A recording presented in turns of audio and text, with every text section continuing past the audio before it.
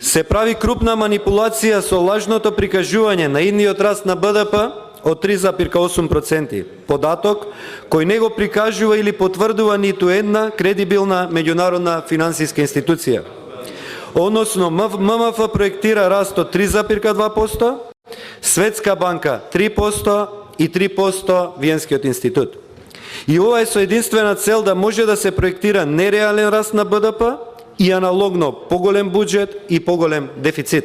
Имаме незадоволство кај одредени буџетски корисници, каде што им беа скратени дел од средствата кај непродуктивните трошења, кои години наназад се трошеле, но за да се издржи ова темпо на работа, економскиот развој да се обезбеди, растот на БДП го следите, ќе го следите во 2026, ќе ги видите бројките, но уште е поважно да го обезбедиме процентот на буџетскиот дефицит за кој што сме се обврзали.